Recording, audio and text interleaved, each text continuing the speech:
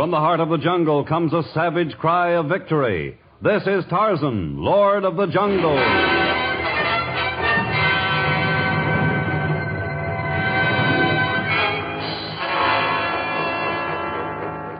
From the black core of dark Africa, land of enchantment, mystery, and violence, comes one of the most colorful figures of all time, transcribed from the immortal pen of Edgar Rice Burroughs. Tarzan, the bronzed white son of the jungle. And now, in the very words of Mr. Burroughs, the story of Congo Christmas.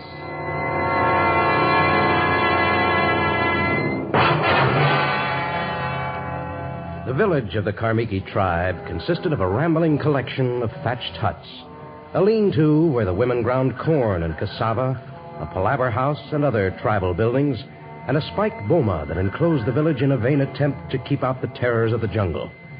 But one building in the Majee stood out from the others. It was of costly teakwood and mahogany. Its door was of burnished copper, and fierce guards stood at its entranceway. This was the temple of Miyomoko, moon god of the Karmiki. The single eye of the moon god, a priceless star sapphire in the center of its forehead, glowered malevolently in the near darkness of the jungle dusk as a handsome young warrior placed a sacrifice of wild fruit at the feet of his idol. Great Miyomoko, forgive Kedi for what he has done. Kedi not know what he do to make moon god angry, but now he not catch fish in his nets. Animals not come to his traps. His cattle run away, and Kedi not find them. Why you are angry, great Miyomoko? I will tell you why Miyomoko is angry, son of Kamiki. Oh, the high priest. Miyomoko is not angry with you, Kedi. He is angry with all of the Kamiki tribe. But because you are strongest and bravest of the young warriors, he has selected you to redeem the people of tribe. That is why my cattle run away? Why I no catch fish or animals? It was a sign so that you would know you were the Matule. The chosen one? Chosen for what? You know that Miyomoko has been the god of your people since the beginning of time. The deal? You know that many of your tribe have given their lives to protect the great star sapphire that is the eye of the moon god. The deal?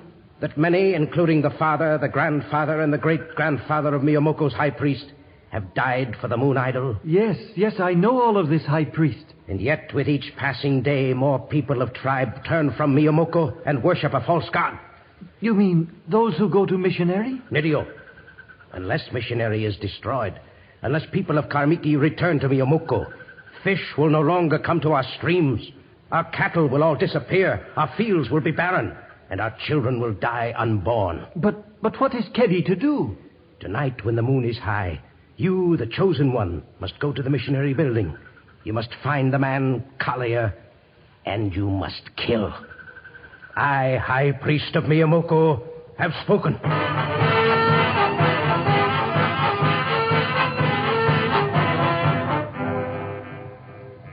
On the opposite end of the village from the temple of Miyomoko stood the small bamboo hut that housed the missionary school and church that the Reverend Andrew Collier had founded 3 years before. A distinct contrast to the imposing structure of the moon god, the fragile shelter was in a bad state of disrepair. The Reverend Collier had always meant to fix the roof and replace the siding, but other matters always seemed more important. Now, although the hour was close to midnight, he continued to work by the light of a flickering lantern.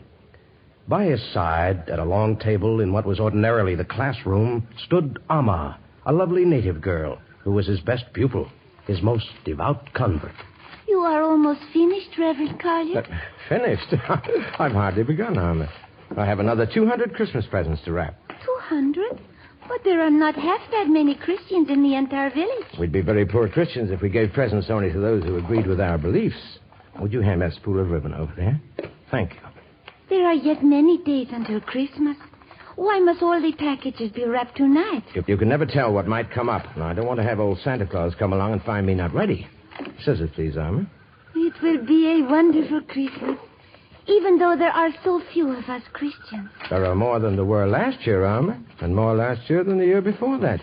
We have much to be thankful for. I'm ready for the next toy. Oh, and look at this one, a tiny kibwa. Yeah, it's a rather cute little dog. Yes. But I'm afraid there won't be nearly enough toys to go round. I sent another letter to the Church Foundation, but they Oh, well, they couldn't possibly have sent all the things I asked for. You are sad, Reverend Collier? Not exactly. But I keep remembering those Christmases at home. There was always snow on the ground. Snow? There was a window in the choir loft. That was before I was ordained, you see. And that time I played the organ, led the choir. Well, before the services started, I used to look down at the people crossing the snowy field on their way to church. In the vestibule, they'd remove their overcoats and shake off the snow. And then the big doors at the back of the church would open and they'd start to pour in. That was my signal to begin. Usually on Christmas morning, the first hymn I played was, "Come All Ye Faithful."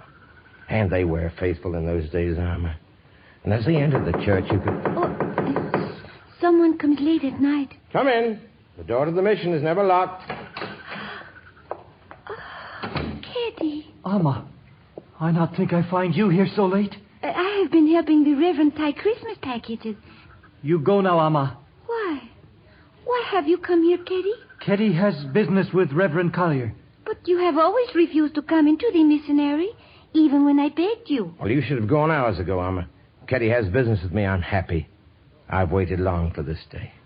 Go, Alma. As you say, Reverend. Good night. Good night, Kitty. You look sorely troubled, Ketty.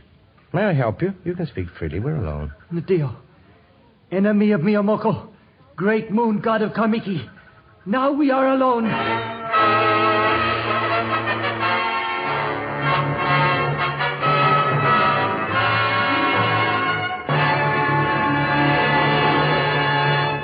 In just a moment, we'll return to our exciting story of Congo Christmas.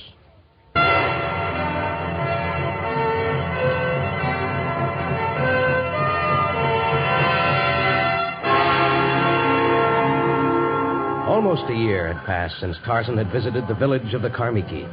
Now he was on his way back from the city of Amdumara, and since the elephant trail he followed came within a few miles of the Karmiki kraal, he decided to renew old friendships. As he made his way easily through the dense jungle vegetation, Nakima, the tiny monkey who was his frequent companion, danced at his side, chattering happily. Suddenly, as Tarzan reached the entrance of the village, he stopped in his tracks.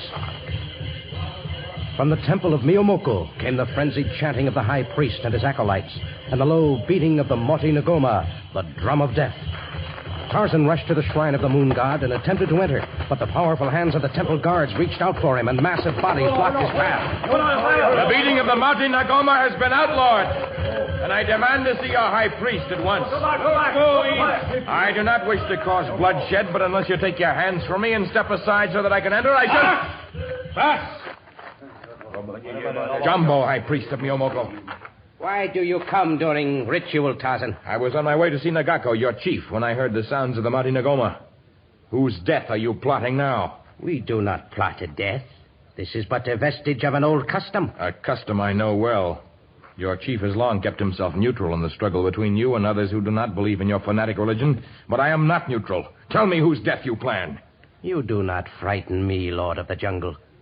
Soon the people of Karmiki will return to the obedience of Miyomoko. As the moon god was in years gone by, so will it be again.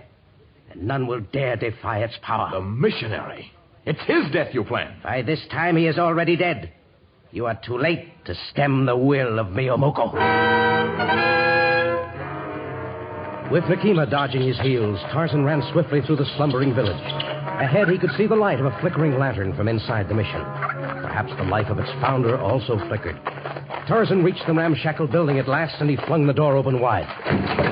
Reverend Collier, you're all right. Of course I'm all right. Come in. Close the door after you. Well, if you're busy, No. Ketty was just leaving. Nadio was just leaving. Keddy. So you were the Matula. Yes. Matula? The chosen one, chosen to kill an enemy of Miyomoko. Did your nerve fail you, Keddy, or did Reverend Collier prove stronger than he looks? Oh, you're mistaken, Tarzan. Ketty made no attempt upon my life. He came here to help me tie these Christmas packages. Oh? And the razor-sharp kizu that lies on the ground, it was not meant as an instrument of death? Ketty was merely using the knife to cut ribbons. I want you to leave now, Ketty. Neither of us will say anything about this to anyone. Santa, Reverend Collier. And good night. Good night, Tarzan. You're making a mistake, Reverend. Keddy failed once, but the fanatical followers of Miyomoko will soon bolster his wavering spirits, and even should he fail again, there are others to take his place. We must go to Nagako. He's a just chief, and he'll put new restrictions upon the high priest, and he'll punish Keddy. Punishment will not help him. He's deeply troubled and needs help. I failed in my effort to find out the source of his trouble. But I can never succeed in my mission until I understand the Kamiki and their problems. I will spend tomorrow watching Keddy. I'll try to uncover the source of his trouble, and I'll keep him from making another attempt on your life. But you must keep a sharp lookout for others. Death might come from any direction and at any moment.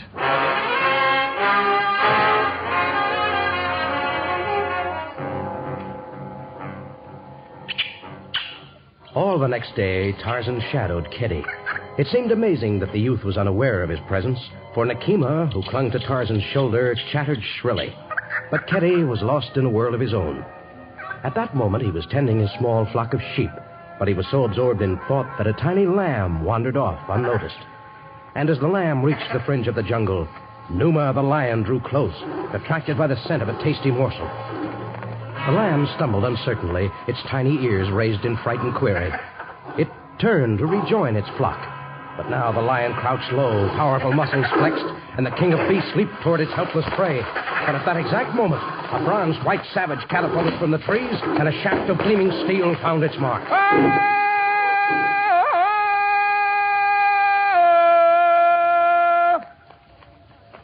My lamb, Tarzan. Keddy's little lamb wandered off. Where is... Your lamb is safe through no fault of your own, Keddy. Oh, not Keddy's fault. His sheep, cattle wander off and cannot be found. Fish not bite on his line or enter his traps. Animals not caught by his snares. Is because Miyomoko is angry. Keddy is bewitched. Keddy, I've been following you all day, and I can tell you why these misfortunes befall you. Why? Because you have no time to properly tend your nets or your traps. I watched you spend the entire morning peering through the window of the mission. I saw you stand for hours this afternoon near the hut where the women bake bread. And I observed you following the maidens when they went to the stream to fetch water. Tarzan saw Keddy do these things? I did. Keddy, you're so busy trying to catch glimpses of that girl, Amma, that you have no time for the other matters. When she's not within sight, you're busy dreaming of her. Naturally, your cattle and your sheep wander off unnoticed. The serious malady from which you suffer is known as love. Yes, true. That is Keddy's great trouble. Trouble? Well, if you're in love with Amma, why do you not ask to make marriage with her? Although you've lost some of your possessions, you surely have enough left for the marriage price. Nadio, have marriage price, but Amma not marry me. She doesn't return your love? Is not that. Her family doesn't think you would make a good husband? Family of Amma think well of Keddy. Well, then, what in the world is it? Amma is Christian. I am what she call pagan. Reverend Collier says she cannot marry me. High priest of Miyomoko say I cannot marry her. Oh, so that's the root of all the trouble. Keddy, gather your flock and return to the village. Before another day has passed, I'll arrange a meeting between Reverend Collier and the high priest of the moon god. Perhaps I can solve your problems.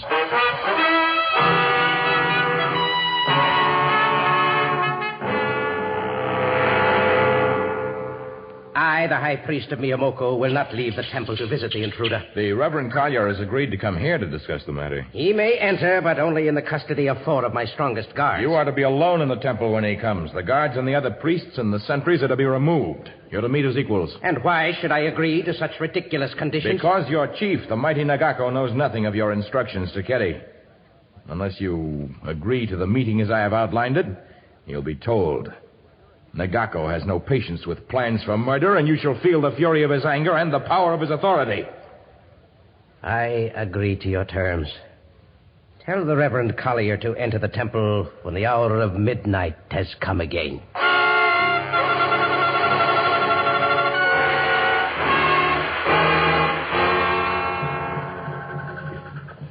And so, in the dead of night, the missionary met with the high priest, and they discussed earnestly the love of a pagan youth and a Christian maiden.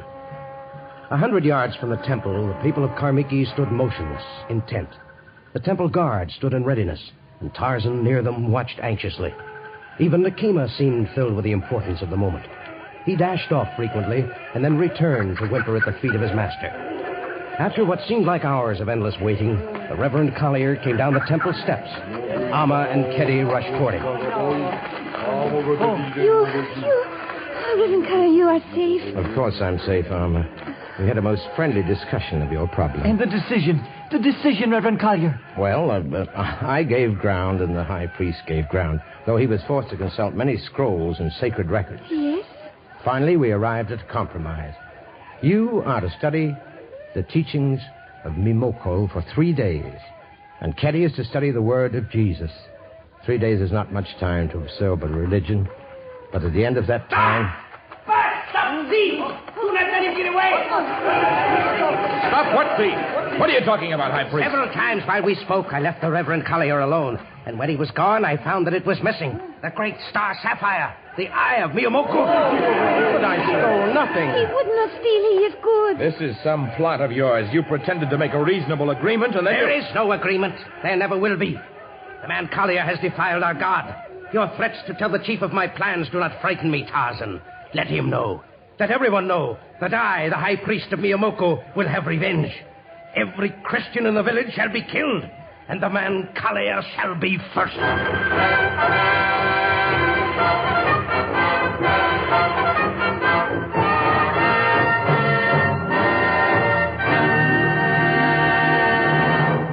In just a moment, the strange conclusion of Congo Christmas.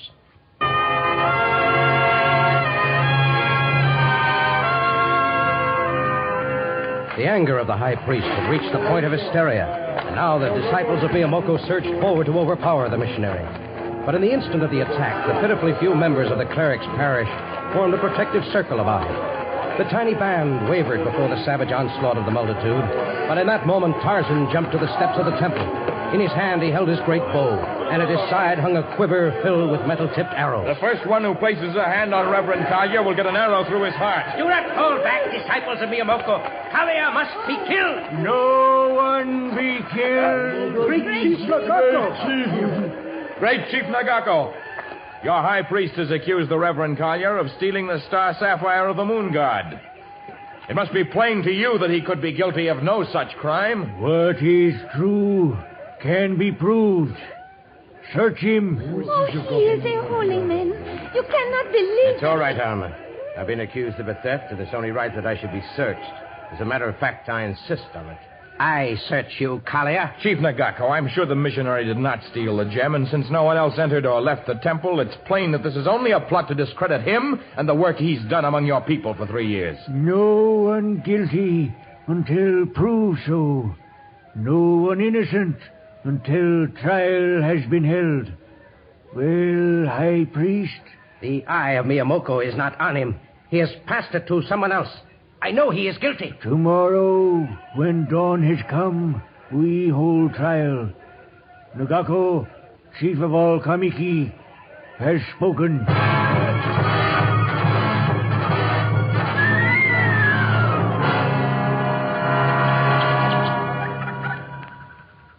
Why do you not invite me inside the mission, Reverend Collier? We can talk out here. There's much talk among the natives. Although the High Council did not find you guilty, there are those who insist now that you are concealing something. Why? Oh, surely you're not that blind, Reverend. This morning a large safari arrived with many packages for you, and one crate so large that it took 2 elephants to carry. You've taken these things inside, and the door has remained closed. Can't you see that you're inviting suspicion? Perhaps. Perhaps. Even Chief Nagako is beginning to believe that you stole the sapphire in order to pay for these goods you had delivered. I ask you to tell me what the crates contained. Well, it would be easy for you to climb to that tree over there and look down into the mission.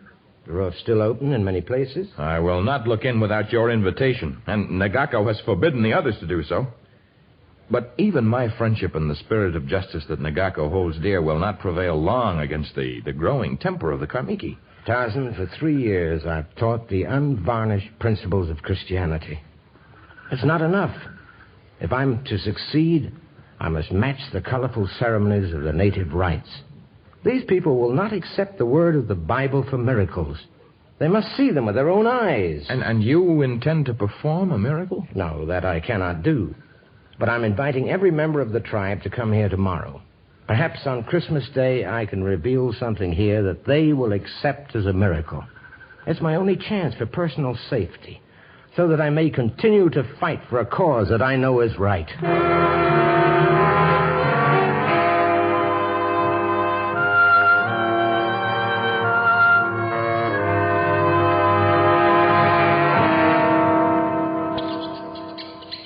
It's late, Ketty. You'd best go to Yahima. Perhaps in the morning we can try to straighten things out. Is no way straightened. Now Ketty won't be Christian. But high priest say never let Ketty go. Puts curse on marriage. Well, things may look different by tomorrow, Ketty. Tomorrow's Christmas, and I have a feeling things are going to happen. Ketty cannot wait long. Inside is sick. His heart... Shh, someone coming. I go. But try help poor Ketty. Be well, Tarzan. Go well, Ketty. Quiet, Nakima. The hour's late. Who is it? You are alone? Except for Nakima, my small monkey. Who comes? It is I. The high priest of Miyomoko. Come to call on me in a simple hut? No longer am I proud and haughty, Tarzan. What? My father and my father's father and his father protected the priceless eye of Miyomoko. They gave their lives that the honor of the moon idol should not be blemished.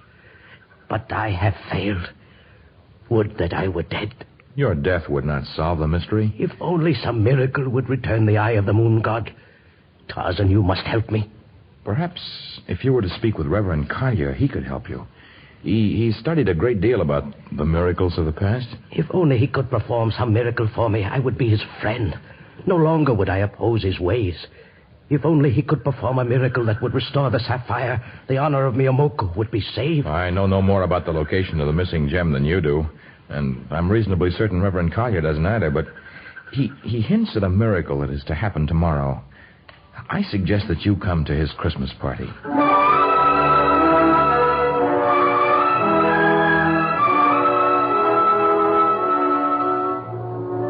Christmas in the Congo.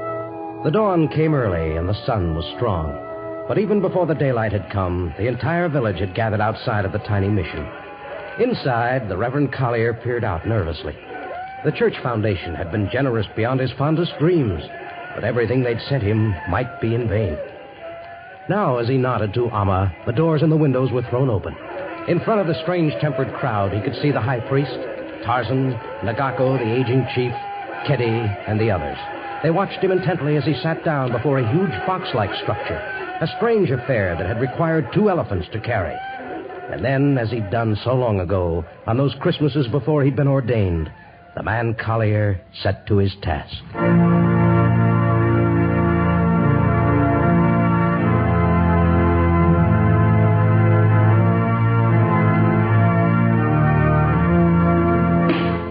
Look! Eye of moon god fall from heaven. From nowhere. Right at the feet of the high priest. Miracle. It is a miracle. The eye of the moon god dropped from the heaven at the sound of your magic. This is a miracle. One I didn't plan. We are friends now, Reverend Collier. Please make more magic with the box that plays music. Perhaps it will bring a charm upon the Christmas wedding. Amma, did you hear that? Yes, Kitty, I heard. Let us walk short distance way, Tarzan. All right, Nagako. I am old, Tarzan. Soon I will go to long sleep. I would like to know how miracle happened. I do not pretend to understand miracles, Great Chief. But now that I look back, the only one who could have slipped into the temple and stolen the jewel was my tiny monkey, Nakima.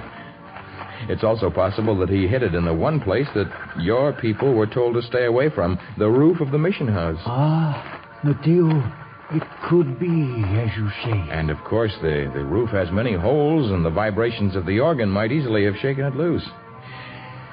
But then, maybe we could be wrong. Perhaps it was a miracle.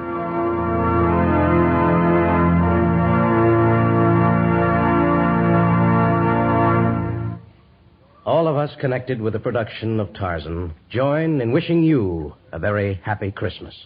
And we invite you to remain for a preview of our next story.